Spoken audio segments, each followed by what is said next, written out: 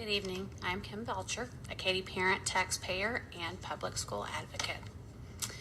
I'm here to comment on Agenda Item 6.6, the District of Innovation Initiative that has received little to no publicity up to this point.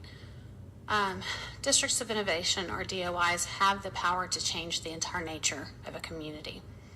Such an undertaking should not be taken lightly by anyone involved due to the potential of undermining the roles of the professional educator and the parents of our students. While the marketing of the DOI touts local control, these concepts do not allow school districts to exempt from state or federal requirements that charter schools are subject to, which means that the two greatest problems in Texas education today cannot be solved through a DOI. Poorly crafted standards that are interfering with our students' ability to perform fundamentals of math, write coherently, and comprehend what they read will not find resolution in a DOI. And the new so-called accountability system cannot be avoided due to this limitation, which means that our kids are subject to real-time, anytime assessment, not only from an academic standpoint, but also social and emotional responses to stimuli in the classroom.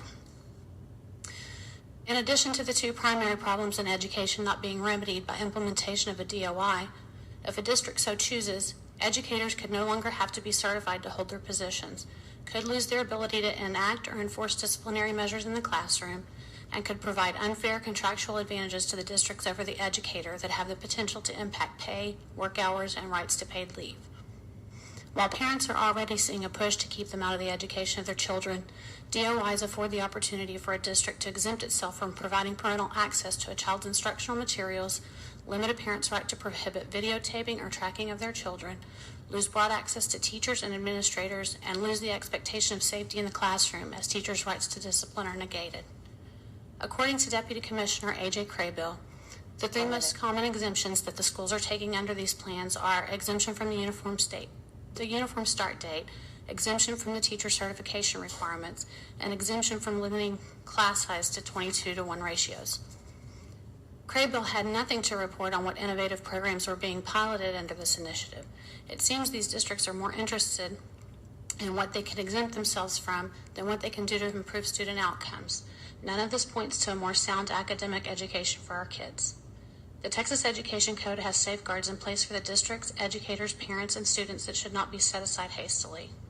I respectfully request that you hold a public open forum in addition to your team so that all of those stakeholders have an opportunity to provide input, not just a limited 3 minutes at the end of an already long day. You're setting Katy, Texas up to be left without a traditional public school. Our public schools have been the cornerstone of our community and our culture for decades, and that should not be stripped away without the involvement of those who are funding it, your property